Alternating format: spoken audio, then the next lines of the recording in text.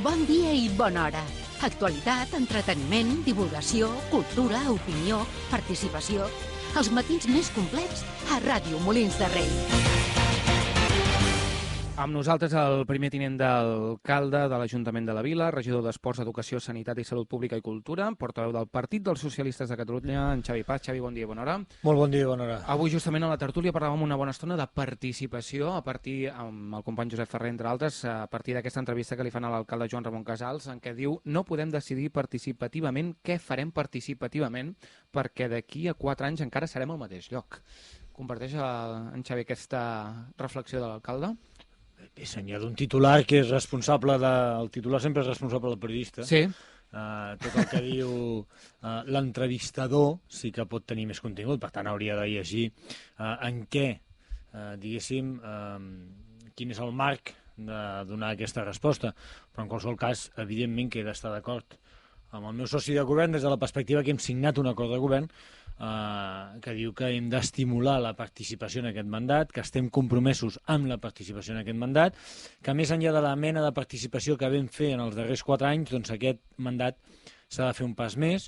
Per això s'ha creat l'oficina i la regidoria, diguéssim, de participació.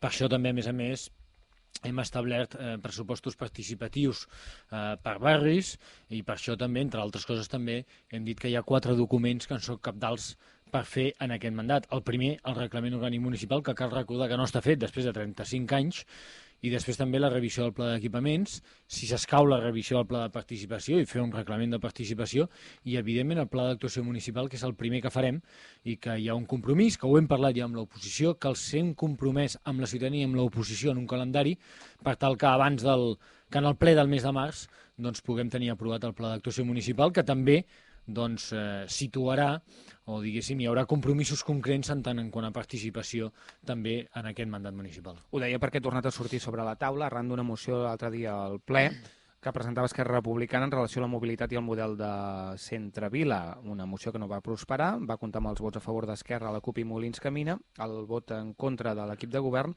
i l'abstenció de Ciutadans. I avui rebem una nota d'Esquerra, Xavi, que diu que el govern municipal impedeix que els molinencs puguin decidir la mobilitat del centre-vila en una consulta popular. No, és que els molinencs ja ho han decidit, això. És que això és fer... Qui reclama participació i reclama òrgans de participació i és el segon ple municipal que Esquerra Republicana fa el mateix. Entre mocions sobre un tema en el qual hi ha constituïts comissions sectorials on estan englobats partits polítics i sector de la societat civil i menysté aquests òrgans i ho porta directament al ple municipal. Això va passar el mes passat amb una moció respecte al tema de les plataformes antidesnonaments. En aquest sentit la vam aprovar, vam dir, escolti, però fora bo que això ho portés abans a la taula social de l'habitatge perquè es reunia 2 setmanes més tard i aquest ple ha tornat a passar el mateix, és a dir, sense ni tan sols assistir a la Comissió de Mobilitat perquè és on s'hauria de parlar això, doncs s'ha cregut oportú portar aquesta moció amb aquest titular, no? Que és decidir participativament la mobilitat del centre-vila. Home, tal com va explicar el regidor de Mobilitat, el tema de la mobilitat és molt més complex que això. Primer, perquè la mobilitat de tot el pla de mobilitat que vàrem aprovar, després que ells no ho van ser capaços d'aprovar durant 8 anys, nosaltres el vam aprovar el mandat passat. Ells diuen amb el vot de qualitat de l'alcalde que per tant no és suficient. Quan dic ells, vull dir, quan ells van governar durant 8 anys no van aprovar un pla de mobilitat. El govern de Convergència, Esquerra i Iniciativa no va aprovar un pla de mobilitat durant 8 anys. I el govern de Convergència i PSC el va aprovar, el març de l'any passat, va aprovar el pla de mobilitat. Escolti, amb vot de qualitat o no, es va aprovar el pla de mobilitat. Per tant, no menys tenim tampoc la força d'un govern que ho aprova i que després, a les properes eleccions, encara té més suports. Per tant, home, hi ha un procés de participació que es va fer quan es va fer el pla de mobilitat, hi ha hagut una revàlida també per part de la ciutadania i escolti, hi ha més coses a parlar de mobilitat, hem de parlar de mobilitat en global, estem fent el pla director de la bicicleta, estem fent el pla director d'aparcaments, és que el problema de la mobilitat no es resol només si el carrer de baix té aparcaments o no, això ja ho vam dir nosaltres en el pla en el ple que vàrem aprovar el pla de mobilitat i bé, Esquerra suposo que va buscant el titular de cada ple i davant que no té aspectes de retreure del que és l'acció municipal ho tré d'aquest aspecte, quan jo insisteixo el que hagués estat bé és portar-ho això a la Comissió de Mobilitat, que es va a més aprovar en el ple del mes de setembre, debatre-ho entre tots, i escolti, mira, perquè d'entrada el Pla de Mobilitat encara és vigent.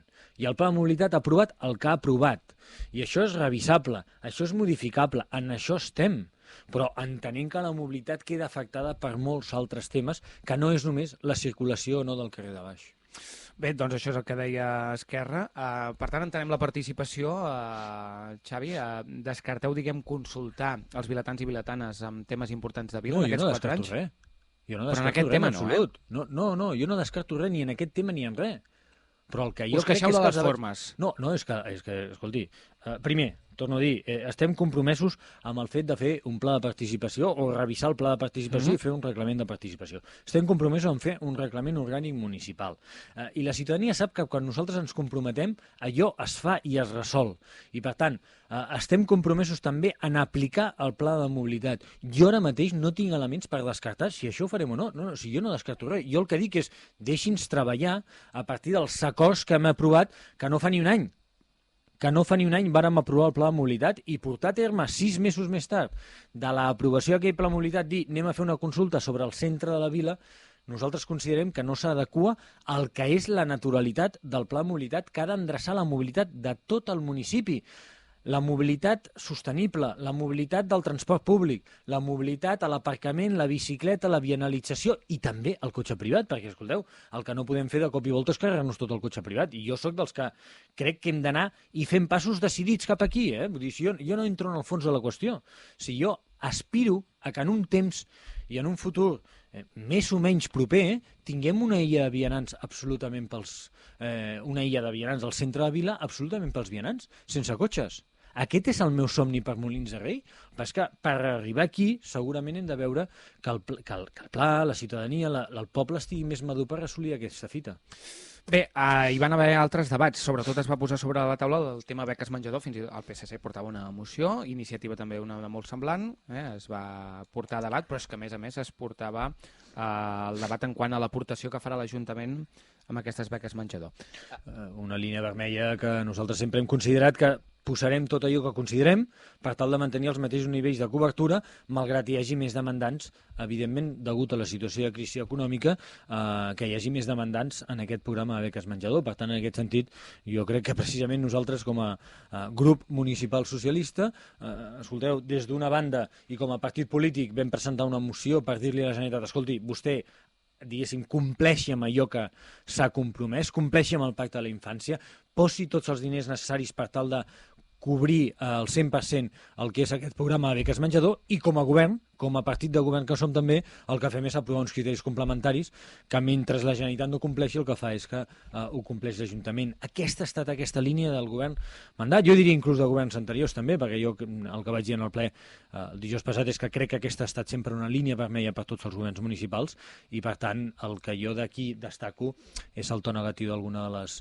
intervencions que hi va haver que crec que no s'adequaven ni a la sensibilitat del tema que estàvem tractant, perquè no de tot es pot fer política, ni tampoc el respecte que hauríem de mantenir-nos entre tots els regidors. Com també polèmica per aquesta festa local que s'ha decidit finalment dilluns 11 de juliol, a banda de Sant Miquel. Debat intens que va portar a votar-hi a favor a l'equip de govern i Ciutadans, l'abstenció d'Iniciativa i el vot en contra de la CUP, Esquerra i Molins Camina. Alguns partits crítics perquè diuen que és una data no consensuada amb la comunitat educativa, per exemple. Amb la comunitat educativa es va parlar, després és veritat que hi va haver la interpretació d'aquesta norma, que quan vam fer una comissió permanent, perquè el Consell Escolar Municipal té una comissió permanent 15 dies abans i també hi havia un director d'escola, per exemple, i en aquell moment doncs, no se li va acudir el fet que s'havia de recuperar aquesta festa dins el calendari, no cal que es recuperi dins el primer semestre, es podria recuperar en el segon semestre i per tant sumar-se en el curs 2016-2017, per tant, escolti, això no és que no s'hagi ni consensuat, s'ha parlat, jo crec que és un tema menor, no té més importància, és que estem en un moment que l'oposició segurament vol a veure qui treu més pit, qui treu més el cap fora i per tant de tot en vol fer un un titular, i en aquest cas jo crec que es va viure amb normalitat des de la perspectiva de la complexitat que té el calendari del 2016 laboral i després local. És a dir, el calendari nacional ens treu una festa local, perquè l'agafa ell, diguéssim, la ve 3 diumenges que cauen, 3 diumenges festius nacionals que cauen en diumenge, doncs el que és el govern de Catalunya va decidir que el 2016 la segona Pasqua, que era una festa local, fos festa nacional, i per això ens dota un altre dia de festa. Bé, escolteu, no té més importància que això. Bé, ens queden 5 minuts per arribar a 2:15. Sí que té importància un parell de coses que es destacaven, de coses, no? Són l'informe econòmic financer 2014 i les ordenances fiscals que es presentaven en roda de premsa el passat dijous. Comencem, en tot cas, per l'informe sobre l'anàlisi de la situació econòmica financera 31 de desembre de 2014. A quina opinió, quina valoració en fa el Xavi Padi des del PSC? Bé, fa un moment, no, deia, nosaltres complim els compromisos. I aquest va ser un compromís que vam adoptar nosaltres el juny del 2011, que vam dir, escolteu, nosaltres creiem que degut a la situació d'on venia l'Ajuntament de Molins de Rei, les finances municipals de l'Ajuntament de Molins de Rei, el 2011 ens van comprometre a fer un estudi econòmic financer en el moment de nosaltres entrar a governar i un altre estudi econòmic financer en el moment de deixar el que era la nostra herència o com a mínim acabar el mandat municipal 2011-2015. Això és el que vam explicar dijous passat. Aquest informe que vam fer amb els últims números tancats de l'anterior mandat municipal, per tant, amb els números tancats del 2014. Per tant, primer de tot, vam rendir comptes, vam explicar aquest estudi econòmic financer, està accessible a tothom des d'un punt de vista de la web de l'Ajuntament, ens vam complir aquest compromís que teníem, i tercer, i segurament el més important, és el que ens diu aquest informe. I aquest informe ens diu, bàsicament, escolteu, que totes les decisions que varen prendre en el mandat anterior han fet que tinguem millor salut econòmica, que tinguem menys deute, que paguem més ràpid als proveïdors, que hàgim, diguéssim, millorat la contractació pública, que encara falten alguns elements de millora, sens dubte, però també ens diu l'informe que diu, escolta, ara, quan jo faig un estudi econòmic financer, pràcticament la coincidència entre els números que jo faig, això qui ens fa, que és la Diputació de Barcelona, i els números que em diu l'Ajuntament, coincideixen pràcticament al 100%. A la de fa 4 anys no passava això, a la de fa 4 anys hi havia una certa discrepància més important en molts aspectes de l'estudi econòmic financer. Per tant, al final el que es fa és certificar el que nosaltres dèiem a la campanya, que vam prendre una sèrie de decisions econòmiques que han estat majoritàriament des d'un criteri de rigor i des d'un criteri de prudència i que això és el que ara mateix estem recollint aquests fruits, de dir, escolta, doncs tenim menys deute, tenim una miqueta més de marge, tot i que la situació encara és de dificultat econòmica, evidentment, i escolta, doncs, ja hem millorat molt en els processos de contractació i, a més estem pagant els proveïdors a temps. I, per altra banda, aquest dijous hi ha un ple extraordinari per portar sobre la taula les ordenances fiscals. Vam aprofitar, emmarcar aquest escenari en el que estàvem per explicar el que és la proposta d'ordenances fiscals. Una proposta que, bàsicament, el que fa és congelar tots el que són els preus i taxes públiques i que a nivell del que és l'IBI, nosaltres, si us en recordeu, l'any passat vam dir que és l'últim any en el que nosaltres aplicàvem la revisió cadastral que es va aplicar en l'Ajuntament de Molins de Rei el 2006. Perquè els ciutadans ens entenguin, quan s'aplica una revisió cadastral com es va aplicar el 2006, el que és el valor cadastral, és a dir, el valor que té cada immoble segons el cadastre, doncs algun serà 120, nosaltres 150.000 euros, 200.000 euros, etc. Aquest valor, quan passa a fer-se una actualització, s'incrementa de forma molt important. Doncs bé, quan es fa una revisió cadastral, el cadastre et diu, escolti, vostè tindrà 10 anys per arribar a aplicar aquest valor del cadastre. Què fèiem nosaltres llavors? Com que pujava el 10% el valor de cadastre cada any, nosaltres baixàvem el tipus impositiu, perquè són les dues variables que afecten el rebut de l'IBI, que és el que rep la gent, i anàvem jugant amb aquestes dues variables per tal que el rebut o pugés a l'1% o pràcticament es quedés congelat. Això fins l'any passat. Per tant, quan rebem qualsevol ciutadà que és propietari d'un immoble, rep el rebut de l'IBI, el que ha de saber és que aquell rebut és producte d'una multiplicació del valor cadastral per el tipus impositiu que aplica l'Ajuntament. Què ha passat enguany, de cara al 2016?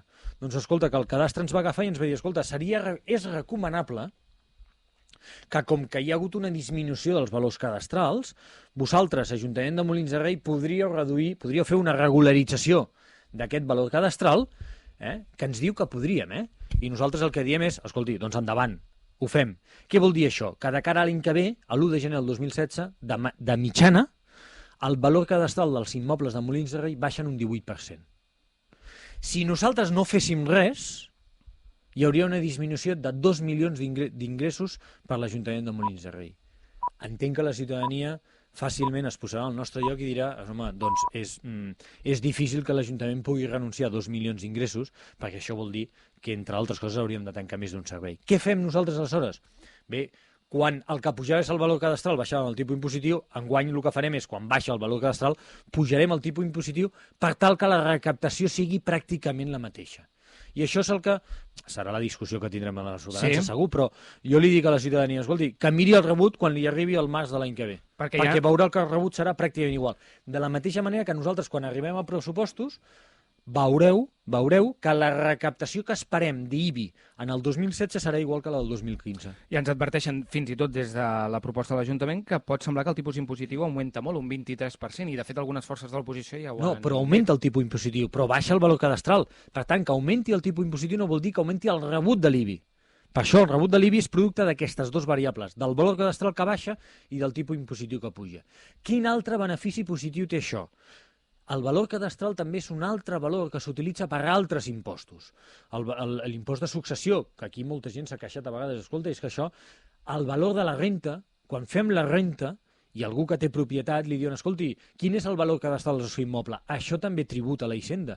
Doncs bé, la disminució del valor cadastral farà que en successions, que en plusvàlues, que a la renta, això tingui menys impacte, per tant, ens baixi la pressió fiscal en aquest sentit. I a banda d'això, també doncs, hi ha diverses propostes noves pel que fa a habitatge o clavegram.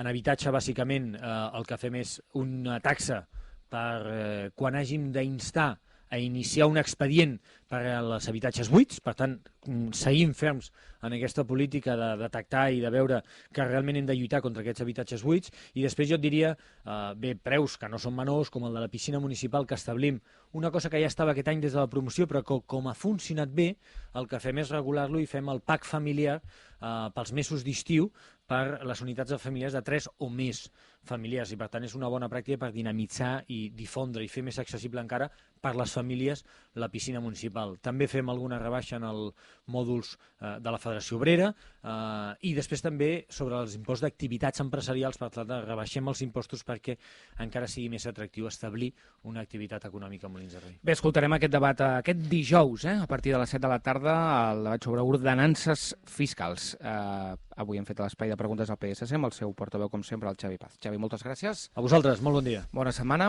Igualment. I us escoltem el dijous. Anem directament avui